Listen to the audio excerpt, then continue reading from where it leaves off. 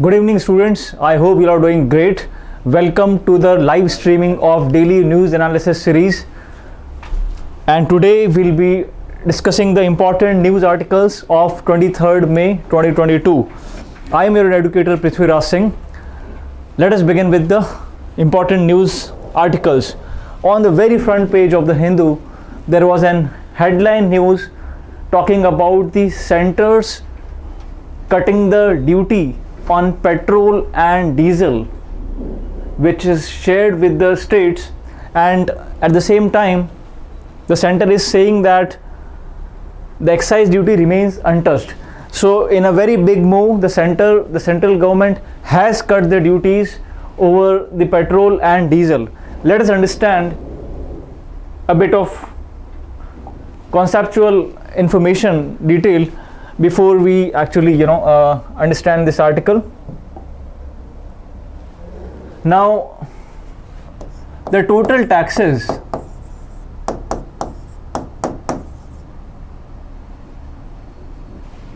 on petrol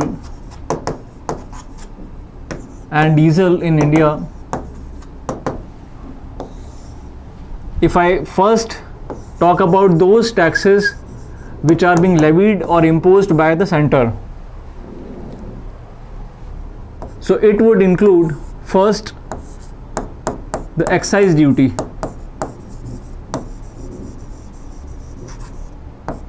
right? The excise duty,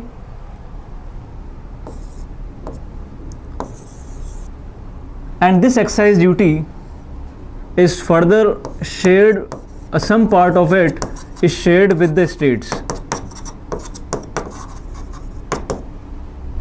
That means whatever tax revenue, because it is a indirect tax, whatever tax revenue that the government gets from the excise duty, which is a indirect tax, because you pay the price for the petrol or diesel to the retailer, and he in turn pays back the GST or the excise duty, because still the petrol is not in the purview of GST. So the excise duty would in turn be paid back to the government. So the first tax on petrol and diesel is excise duty, and some portion of that is being shared with the states. Whatever revenue that the central government accrues or earns, some part of that is shared with the state governments. Apart from this, there is also a duty called as special additional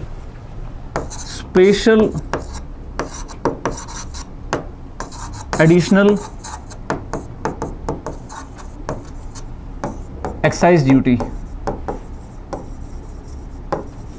So this is also one of the tax which is being levied by the central government. Special additional excise duty, that means something which is over and above the excise duty, over and above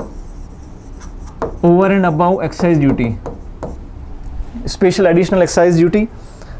And the third is cess.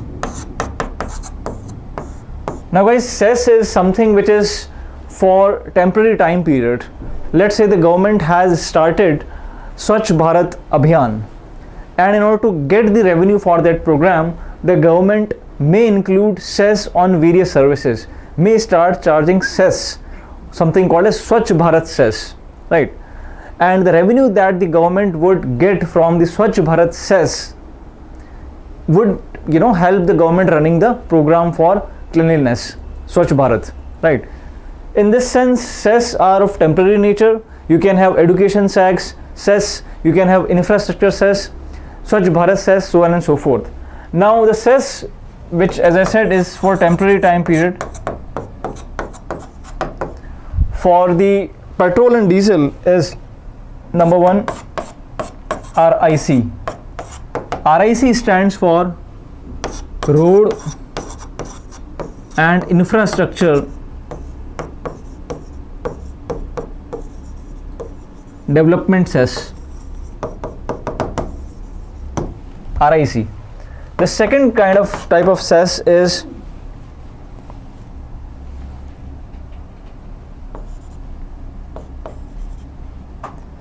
agriculture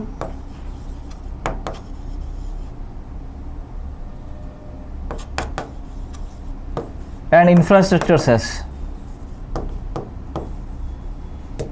Right. So agriculture and infrastructure cess. So these are the important, I would say, taxes which are being levied by the central government on petrol and diesel. Right. So the price that you pay for the petrol and diesel, it includes the taxes. That means it includes, there are two things, the taxes plus the price of petrol, I mean, right, and then it is the final price. And the taxes levied by the center includes the excise duty. Excise duty is imposed for any commodity which is being manufactured, processed in India. Excise duty, some part of it is being shared by the states. Then you have a special additional excise duty over and above the excise duty. Then you have cess for temporary period like RIC, road and infrastructure development cess. Then you have agriculture and infrastructure cess. Right. Now the government has, and this has been the second time after December 2021. In December 2021, also the government did the cut, duty cut. And in this sense, yesterday also the government did the same duty cut. Now when I say duty cut, the government, the finance minister is very clear that we have not touched the excise duty. The government is saying that we have not touched excise duty, but this cut in the duty is coming from RIC, road and infrastructure development cess. So what they have reduced is RIC. Are you getting my point?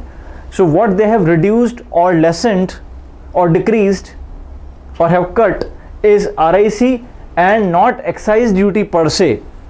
So in this sense, they have not touched the excise duty, and Nirmala Sitharaman, finance minister, is very clear that it would not impact the sharing of the revenue with the states. That means, as I said, that some part of excise duty is being shared with the state, and when we have understood that it is the RIC which has been lessened, which has been cut, and not the excise duty per se. So that is the reason why Nirmala Sitharaman is saying that, the finance minister is saying that the state's share won't be affected. Right.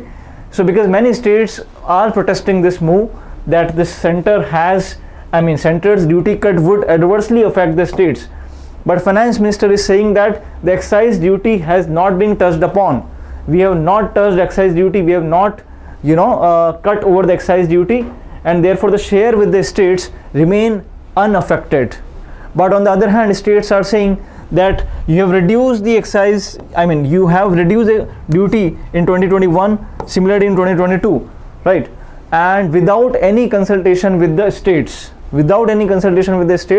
plus they are saying that since 2014, the central government is, increasing its excise duty and the other duties without consulting the states.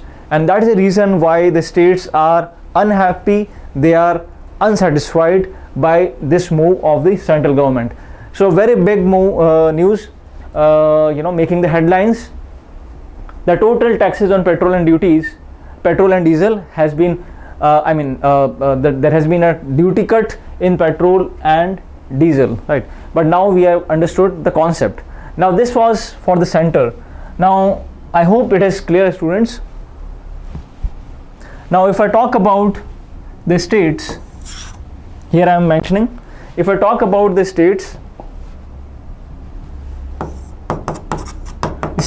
also levy some part of tax over the petrol and diesel, and this is called as VAT, right? This is called as VAT. VAT is value added tax. Again an indirect tax.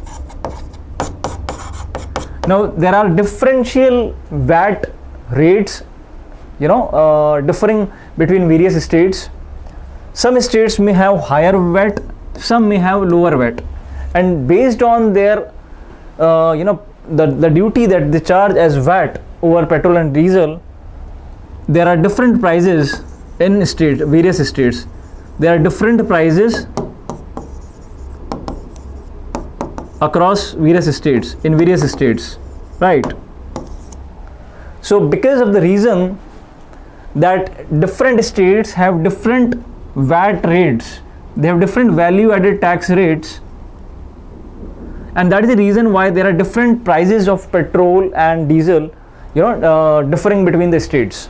So the tax that is being levied by the state over petrol and diesel is VAT, right?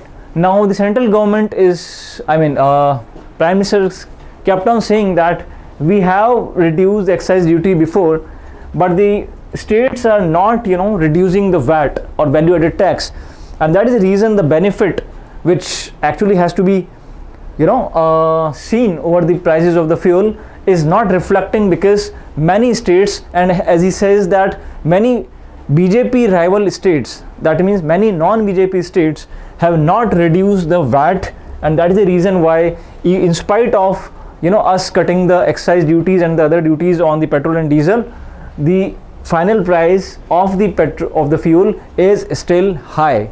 They are still high because the state governments are not reducing the VAT. I hope it is clear, students.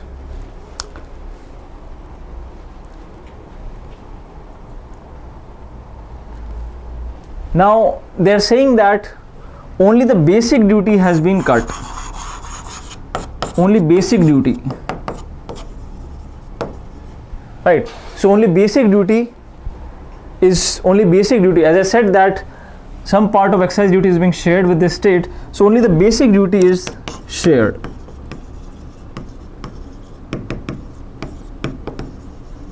Now guys, we are in a comfortable position to actually appreciate and understand the article about the duty cut by the central government over the petrol and diesel. So let us move to the article.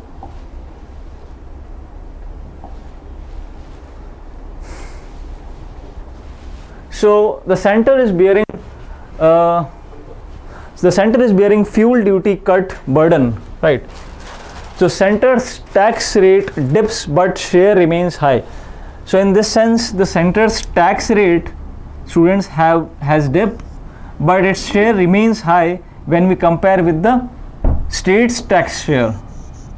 So that means, let's say if the central government is earning 100 rupees from taxes over petrol, 20.6% goes to the central government and around 16.2% goes to the state government. Now the road and infrastructure cess, right? So I was mentioning this, that RIC component has been changed. Road and infrastructure cess. The basic excise duty in petrol products which is shared with the states had not been touched. The same thing that we discussed, guys. I hope you are getting my point. They follow up the center's move by slashing state level levies on fuel products. Right? Now this is what we have discussed in our explanation. The total revenue implication to the center on these two duty cuts is 2,20,000 crore a year. I have explained that there have been two duty cuts, one in November 2021 and the other yesterday, and the implication of these two duty cuts is 2,20,000 crore a year. Now between the financial year 15 and 21, the center's tax collections have increased from 0.7% of GDP to 1.8% of the GDP, and in the same period the state's tax collections have marginally declined from 1.1% of GDP to 1.02% of the GDP. That means the share of the states is less compared to the share of the center. And this is what many states are saying. Many states are reluctant to cut the taxes,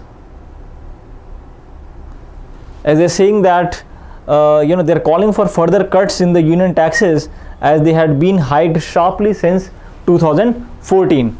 So we are now clear with this article, and the states are saying that in addition to the center still levied a cess of 7.4 rupees a litre on diesel and 16.4 rupees a litre on petrol. Now it was neither fair nor reasonable to expect the states to reduce their taxes on fuel. That means the states are saying that don't expect us to reduce the taxes on fuel, since the union government had never consulted them while increasing the taxes multiple times. Students, we know that the fuel prices are on the higher side. They are on the higher trajectory, upward trajectory, especially after the brutal invasion of Russia in Ukraine. So they are saying that the central government is increasing the taxes multiple times and they have not consulted the states.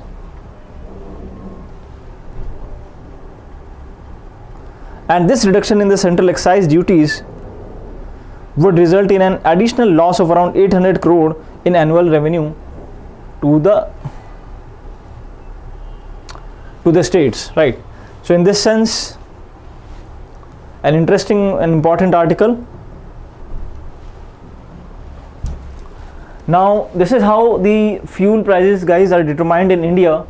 They are revised every day at 6 a.m. in the morning. सुबह 6 बजे revise होती है सारी rates, and this is called as dynamic fuel price method. This makes sure that all the variations of global oil prices throughout the day are transmitted and reflected to fuel users and dealers. So they are changed every day at 6 a.m. in India. We know that India imports 80% of crude oil, and this crude oil is then being later processed by the refineries into the finished product, more refined product like petrol and diesel. So India imports 80% of crude oil, and we process this crude oil in our domestic refineries to generate petroleum products. For example, Jamnagar refinery in Gujarat, Pachpadra oil refinery in Rajasthan, Badmer. And this crude oil then goes through 3 stages of the transaction before it comes to your automobiles in the form of petrol and diesel. Now the important terms which are related to fuel pricing on the screen: oil refineries, who they buy the crude oil, and the crude oil is being named by different they are being called by different names, like WTI is West Texas Intermediate, then Brent crude, then OPEC basket crude, and then they convert the crude into the petrol, diesel, and ATF. ATF is aviation turbine fuel and biofuels. Now the refineries in India are like Reliance Industries, Nayara Energy, Bharat Petroleum, Indian Oil, Shell, ONGC, Saudi Aramco, etc. Then coming to the oil marketing companies. Now once the crude oil is being converted into processed fuel like petrol, diesel, and biofuel, then it is being marketed by various OMCs or oil marketing companies, and the examples of them are Indian Oil, Bharat Petroleum, Shell, SR, etc. Then it is being sent to various dealers, and then they distribute to the petrol pumps, and the fuel enters into our automobile. Right. So this is how the process takes place. Now how can government controls prices of fuels? Well, the central government's tool to control prices is definitely the excise duty, and the state government's tool to control the prices is VAT or value added tax, and they both are indirect taxes. Now who is the official regulator of fuel prices in India? That means who is the regulatory body for fuel prices in India? Guys, apart from the taxes, the central government regulates the prices of fuels through base prices and cap prices. That means apart from the taxes, also the central government regulates the prices of fuel through various mechanisms like the base price and the cap prices, at which the dealers and OMCs deal with each other. And this is being decided by PPAC. PPAC is Petroleum Planning and Analysis Cell, and this regulatory body, this regulatory agency works under the Ministry of Petroleum and Natural Gas. I repeat, it is PPAC or Petroleum Planning and Analysis Cell, working as a regulatory body working under the Ministry of Petroleum and Natural Gas, and this actually is the regulator of the fuel prices in India. Now, how retail prices of petrol and diesel are calculated? Well, the fuel rates are decided by the OMCs, and since they aren't government regulated anymore, it's the responsibility of the oil companies to adjust prices according to the global rates.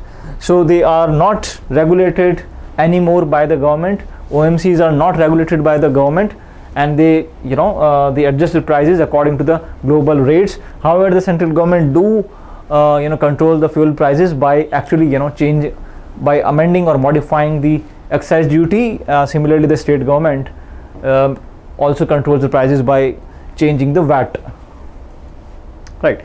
Now, the fuel prices in India are one of the highest taxed in the world, and the amount we pay for 1 liter fuel consists of around 70% taxes. Right. So let's say if the price of 1 liter petrol is 100 rupees, 70 rupees we are paying as a tax, right? And this, in sense, we are one of those countries in the world which charge the taxes, the highest, which charge highest taxes on the petroleum products.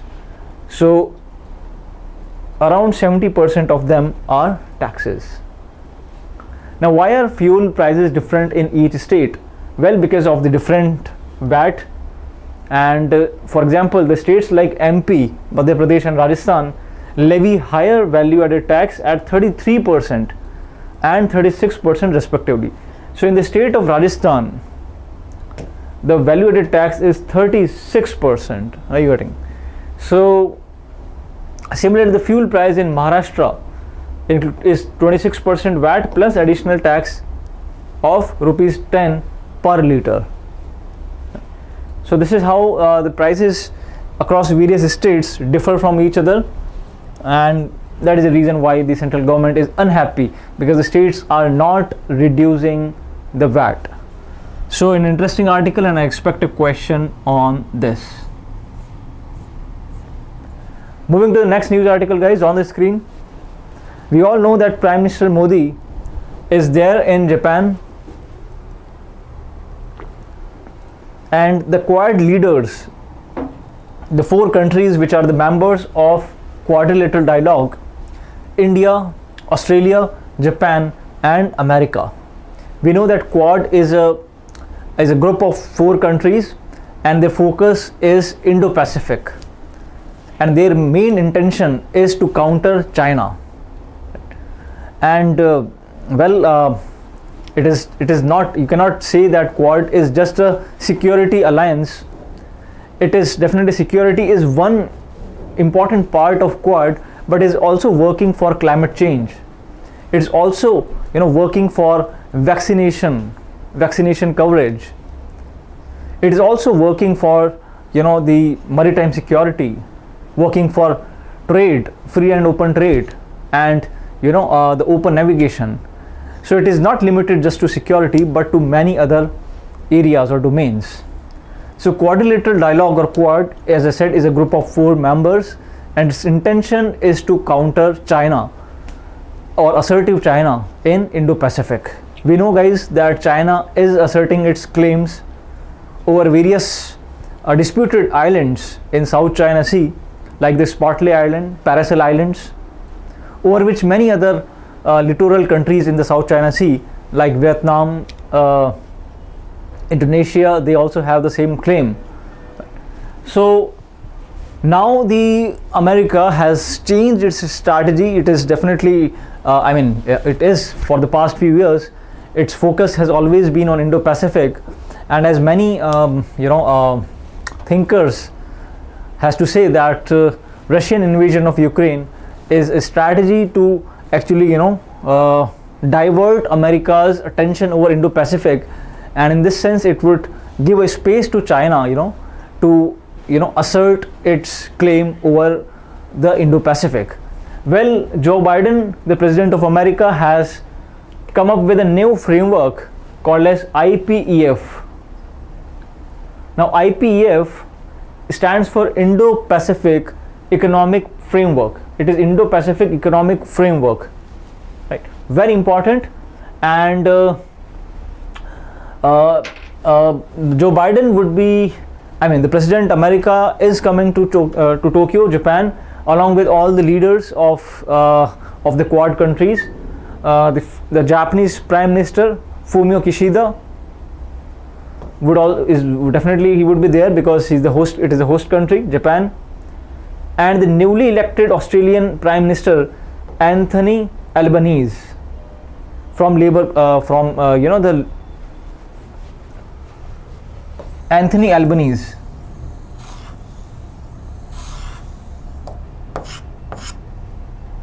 And the Japanese Prime Minister is Fumio Kishida.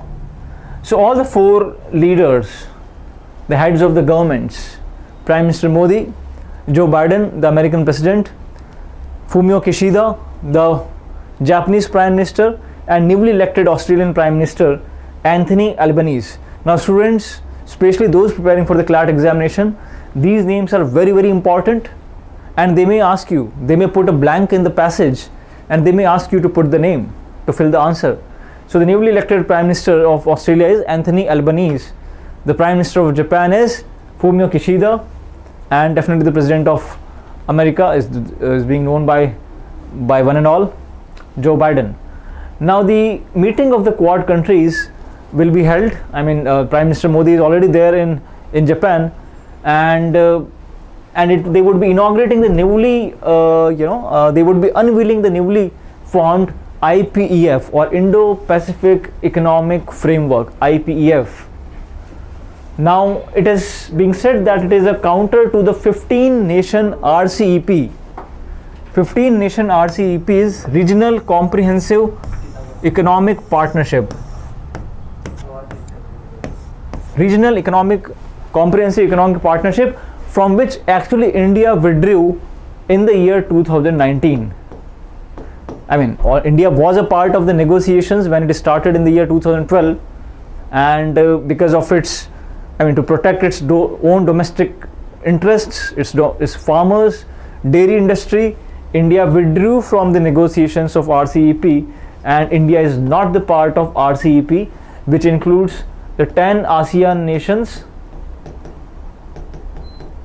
plus Japan plus China plus South Korea, right? So RCEP, which is a 15-nation group, right? And it stands for Regional Comprehensive Economic Partnership, or RCEP. Plus it's also being seen, IPEF is also being seen as a counter to 17-nation TPP, which is Trans-Pacific Partnership. Students, if there are 7 passages being asked, one passage would always be on international relations. So 17-nation Trans-Pacific Partnership. Now as you can see here, Putin and US NATO stop the war in Ukraine as people are sloganeering, crush the Japan, US and Quad summit for war. So now America is also pushing to bring Taiwan back as an observer at the WHA. Now guys, WHA, or World Health Assembly, would be conducting its session, would be conducting its meeting this week, and America is trying to bring and putting all its effort to bring Taiwan back as an observer state in WHA this week, World Health Assembly. So very, very important. So in this sense, we have understood that Taiwan is not at present the member or the observer of WHO, but America is trying its best to bring Taiwan as observer of World Health Assembly. Well, even Japan is saying that India must be included into RCEP, but India has its own concerns. With the decision, India, we all know, has decided to ban wheat exports amidst the global shortages of Ukrainian wheat. Students, Russia and Ukraine are the biggest producers of wheat, and India has recently, banned over the exports of wheat. And at the same time, just a day before that, it is also said that we are looking for some export destinations in parts of the world. So it's a confusing, I would say, foreign policy of the government, especially when it comes to the wheat exports. Definitely, the food security concern is always there, and India's food security needs are paramount when asked about the America's call to reverse the government's wheat export ban. So WHA, World Health Assembly, will be meeting on 24th May, that is tomorrow, and they would also be reviewing the Quad Vaccine Initiative project. We all know that the first Quad interaction last year had committed to distributing 1 billion of vaccines made at Hyderabad-based Biological E. Another issue that the Quad is divided over is whether to support Taiwan's request to be included as an observer at WHO. So this is also something which the Quad members are divided over, right?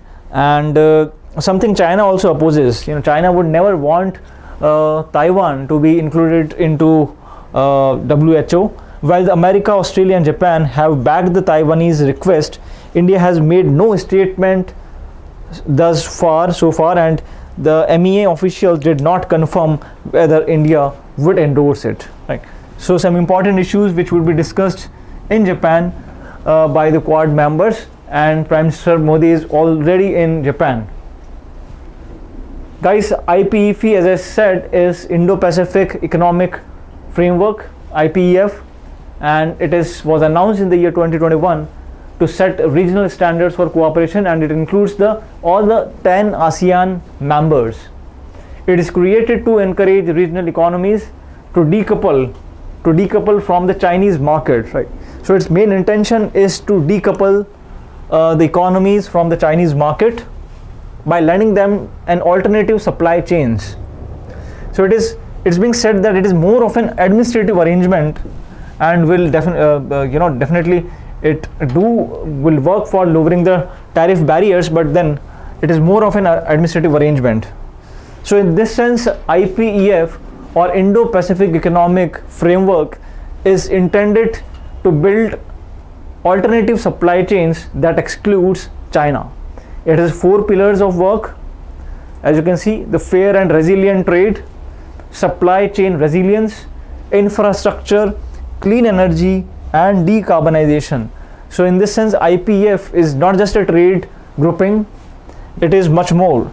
It works for the clean energy, it will work for decarbonization, infrastructure, tax and anti-corruption, plus supply chain resilience and resilient trade, right? So its intention is to decouple China, right, and to find out alternative supply chains which excludes China. Similarly, RCEP is a trade deal between the ASEAN countries, China, Japan, South Korea, Australia and New Zealand. So 10 ASEAN countries plus 5, 10 plus 5 is China, Japan, South Korea, Australia and New Zealand, right? So here you can see Japan is already a member of Quad, Australia is member of Quad, right? Now it also works for lower tariffs, open up the trade and services, so on and so forth. India withdrew from RCEP in November 2019 largely because of its concern over the agriculture, farm industry, dairy sector, so on and so forth. Well, moving to the next news article about the food security in India and how the government's ban over the export of wheat may affect the food security, and is the government confused about whether to ban the export of the wheat, or to resume it?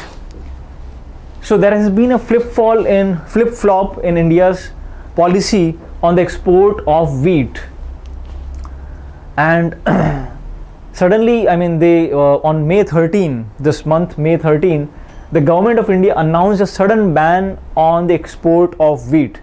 Guys, wheat is, it's a very essential commodity, and wheat along with rice is being consumed across the world, including India. Wheat, if I talk about, is a rabi crop, something which is being sown in winters, and it is being harvested in the month of March, right? So it's being sown in winters and harvested in the month of March. So during its harvesting time, it requires sunny days, a warm weather, and March is a conducive time for its harvest, right? But of course, in March this year was very hot. March, April were the hottest months this year, and that is the reason why the wheat production was adversely affected. So therefore, the procurement by the Food Corporation of India of wheat was also low this year, because of the reason of low production or low harvest of wheat. At the same time, we also know that Russia and Ukraine are the world's biggest producers of wheat, right? And the brutal invasion of Russia in Ukraine has adversely affected the supply chains, the global supply chains of wheat. Now, many countries like Egypt and some African countries were dependent on Ukraine and Russia for their wheat imports, but now, post the Russian war in Ukraine, they are in crossroads, and they are looking, with hope from India to export wheat, to import wheat in their countries, right?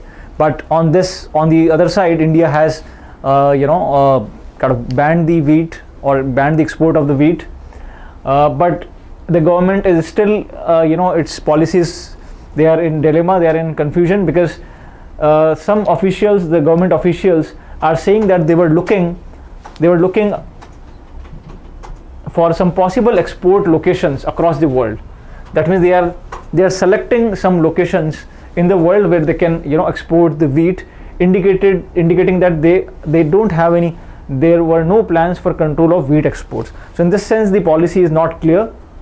Now this summer, the procurement of wheat by the Food Corporation of India has been very low, and the reasons which I just mentioned, the government has reduced the procurement target for this season from 44 million tons to just 19.5 million tons.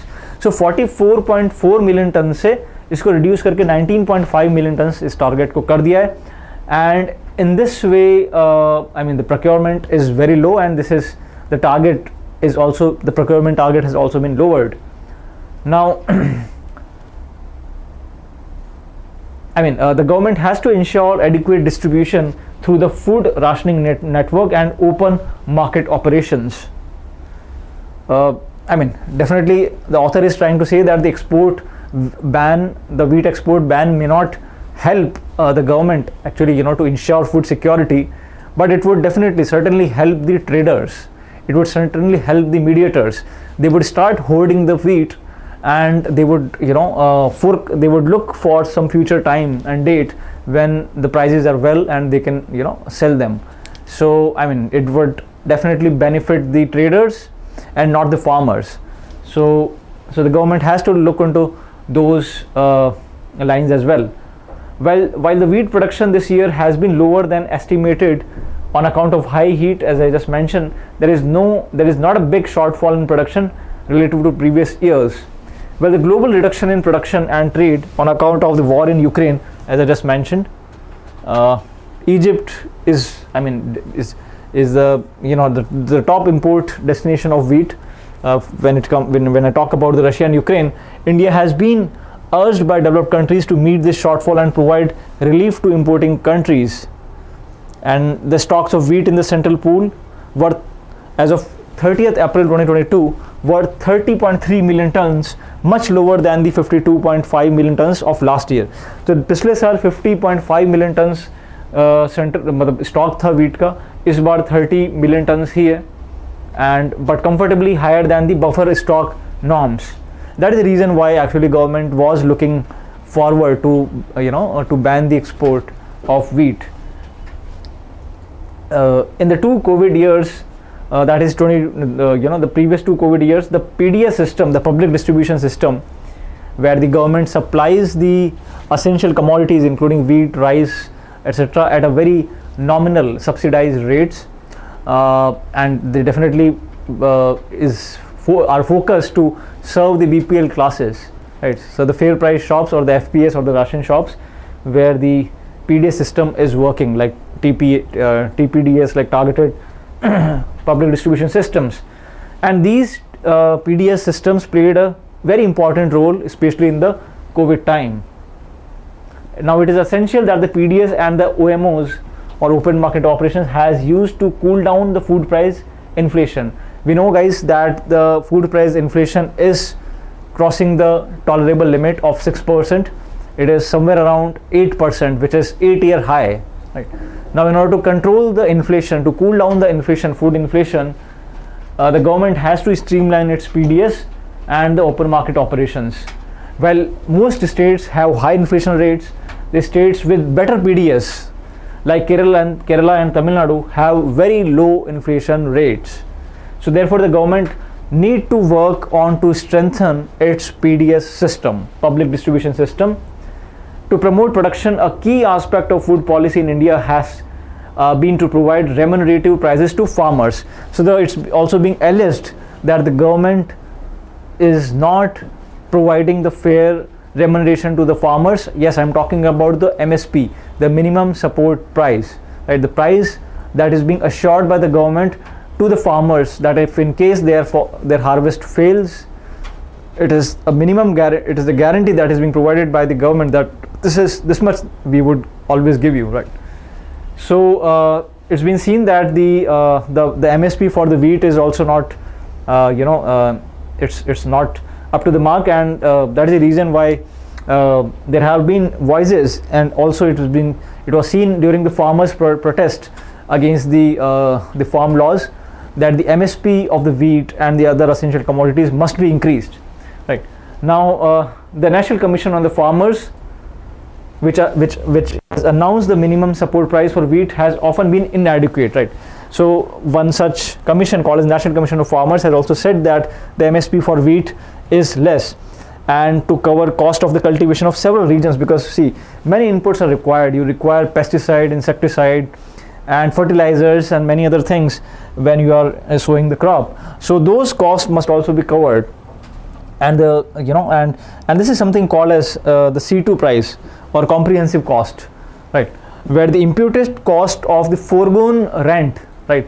I mean that means the rent that you may have got if you have not sown the crops, that also has to be accounted into, plus the cost of the capital, I mean the interest that you get from the capital, the capital machines, I mean the machines that we use. So that is called as cost C2 or C2, that has to be actually been taken as the base. Well, over the last 2 years, the cost of production have risen sharply, one important component being the spiraling price of the fuel. We know that the prices of the fuel are on the upward trajectory, and that is the reason why even the the prices, the cost of the production have also risen, and that is the reason why you get the higher prices. So rather than overcoming the shortfall in the public procurement by increasing the procurement price and buying more, this government has allowed the traders to build up the stock. So as I said, that this policy would help the traders to build the stocks, and the benefits from the future sales, domestic or in the export market, are thus likely to go to the traders than the farmers, right? So the ultimate beneficiaries would be the traders and not the farmers. A well-functioning PDS can control the prices and offer relief to consumers. So the government has punished the farmers and supported the traders by not procuring food grain at higher prices. That means the MSP is low, and letting the private trades step in to buy up the stocks for future gains. So an interesting article on the export ban of wheat, a must rate for all. So this is how the MSPs are determined, students. C2, as I was mentioning, which many farmers lobbies are suggesting, well, the center fixes the MSPs or minimum support prices for the Kharif and the Rabi crops. Rabi crops are those which are sown in the winter season. Kharif are those which are sown during rainy season. So the center fixes the MSPs for every Kharif and Rabi cropping season based on recommendations of CACP. Now CACP is Commission for Agriculture Cost and Prices, and it works under the Ministry of Agriculture. Now when a farmer grows a crop, he incurs costs, some of it explicit and some implicit, and the CACP considers the following costs. Well, A2 covers all the cash and in-kind expenses incurred by farmers on seeds, fertilizers, chemicals, जो भी वो fertilizer, insecticide वो use करते हैं, उसके अलावा hired labor, fuel, irrigation, all those costs are included in the A2 formula. Now A2 plus FL is the actual cost plus an imputed value of an unpaid family member, because all the family members are involved in the production process. So therefore the value of the unpaid family labor must also be included, and that is called as A2 plus FL, family labor. Then you have A2 plus C2, and C2 means A2 plus FL plus the revenues foregone on the owned land. That means the rent that the owner foregoes, plus the fixed capital asset, that means the interest that the owner gets from the fixed capital assets. So that is called as C2, which includes A2 plus FL plus the rent that has been the value of the rent that has been foregone, plus the value that has been foregone or the interest for the fixed capital assets, that is called as C2. So the farmers are pushing for C2, that means this should be the MSP, right? Very important, and it is being taken from Indian Express newspaper. So this is how you must read this article, an interesting one.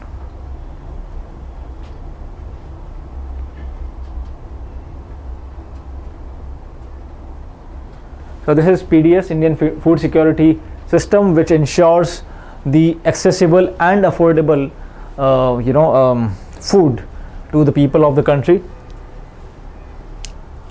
Objectives is definitely to protect the low income groups for equitable distribution, controlling the price rise of essential commodities, so on and so forth. Now there is also an article, moving to the next article, also an article was there about IBC, or Insolvency and Bankruptcy Code. Now we have seen, guys, that the bank always wish to increase its spread, and spread is nothing but the difference between the borrowing rate and the lending rate. The lending rate is the rate charged by the banks over the money that it loans out to various interest earning projects, and borrowing rate is something which the banks actually give to the customer or to its customers who have their saving account or the current account in the bank, right? So the profit is nothing but the difference between the borrowing rate and the lending rate, right? And the bank would always try to increase its spread or the profit, and it will do so by lending more money to interest earning projects. That means it would always be happy when it is giving more loans, because it would earn more interest over it, and because the rate of the interest is very high, right? But then there are many defaults. There are many defaulters. Many people, including the companies, etc., are not able to pay back in time. They default over the time limits, and this becomes, loan is always an asset to the bank, right? But then if it is not being paid in the in the specified time, then it becomes a liability or a burden on the bank. So those assets which have stopped performing, which has stopped getting profit, giving profit to the banks, are called as non-performing assets, NPA, right? So those assets or those loans which are, or those debts which are not being paid for a straight period of 90 days are categorized as NPA, non-performing assets. They were assets definitely, but they stopped performing because they have not been repaid for the straight period of 90 days. Now there are various mechanisms to actually to recover these bad debts, bad debts, or something called as NPA, non-performing assets, like Sarfaisi Act 2003, Lok Adalats, debt recovery tribunals, so on and so forth. But then they were also, there were very less or poor recovery rates. There was inordinate delay in resolving the bad assets. Now when a business turns sick, it starts defaulting on its loan payments, and the creditor tries to recover the debt through various means. And it generally tries to do two things: one, to recover the maximum amount possible from the defaulter, and the second, to do it as soon as possible so that the amount can be freed up to issue the fresh credit. Because in order to issue the fresh credit, you have to free up the previous amount, which is a liability, which has become a liability or a burden over the bank, right? So you have to free up the amount as much as possible, as early as possible, to issue the fresh credit, right? Now in 2016, the IBC came into being, was passed, Insolvency and Bankruptcy Code, to tackle the mounting bad debts and to favor the creditor during the resolution process. But it's been seen that only 16% were completed with proper resolution plans. I mean, the recovery has been very low, and even IBC is also not able to generate the benefits which it was intended to. There are many delays. On average, over 700 days were taken in the financial year 22 to complete a resolution process against the stipulated deadline of 330 days. So IBC has set a deadline of 330 days, but on average it is taking over 700 days. And there have been haircuts. Haircut is a process which is being used by various lenders these days. It is nothing but the debt which is being foregone by the lender as a share of the outstanding claim, right? For example, let's say the claim was 100, let's say the claim was 10 crore rupees, and the lender now is able to understand that it will not get its complete recovery, so it would do haircuts. That means it would satisfy itself in the best amount that it can recover. So that is called as haircut. So haircut is the debt foregone by the lender as a share of the outstanding claim. That is the debt foregone by the lender. In 100 out of 500 companies that saw proper resolution, the haircuts were above 90%, right? So in this sense, these are the charts which are being mentioned for the haircuts and the hold-ups, and how the companies that were liquidated, approved and settled are being seen here. You can just swift through this article. It's an important one. You must know about the IBC, which actually facilitates resolution of insolvency or diwaliya, and these are as follows: like insolvency professionals, information utilities, then DRTs are there, debt recovery tribunals are there, NCLTs are there, National Company Law Tribunal, and the IBB or Insolvency and Bankruptcy Code. So what is the issue? The IBC mandates a 330-day outer limit, but हमें पता है कि यहाँ पे तो average ही 700 से ऊपर हो रहा है. So there has been long delays. Right? Now there was also an article about myopia, which is being prevalent in the Asia Pacific, and it is a time that India should be alert about the same. Here we will be understanding about myopia. Well, myopia, students, is also called as short-sightedness. It is also called as nearsightedness or short-sightedness, which means that a person is able to see the near objects but not the distant ones. Myopia is also called as nearsightedness or short-sightedness. That means the person is able to see the near objects but not the distant ones. Right. So this is how the normal vision looks. The faraway object is clear. this is the retina, and this is the retina and the corona, and this is how here the image is being created, so it is falling on the right place. Whereas in myopic vision or the nearsighted eye, the image is actually being formed ahead of the retina.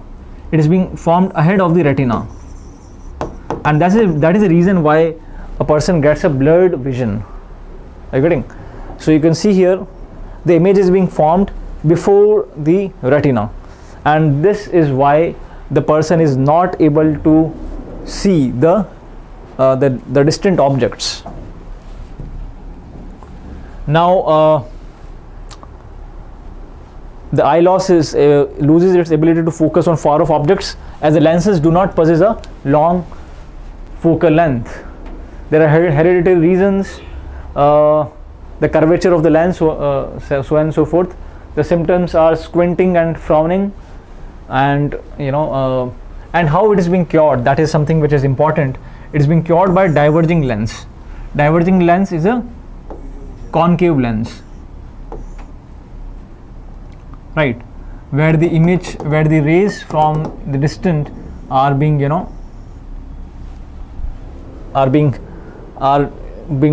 so that it would focus on the right place. So this is called a diverging lens, also called as concave lens. So this is your concave lens, guys, on the screen. So concave lens is used. It is also called as a minus lens, and this is how the image would be diverged, and then it would form on the right place, right? So myopia is being corrected through concave lens or a minus lens, and we have understood about myopia, which is nearsightedness. So guys, I hope you enjoyed the session. This is all for today. Signing off. I'm signing off. Do like, share and comment in the comment box. Feel free to post any question in the comment box, and we'll be ready to answer all your queries. Wish you all the best. See you in the next class. Good day. Goodbye.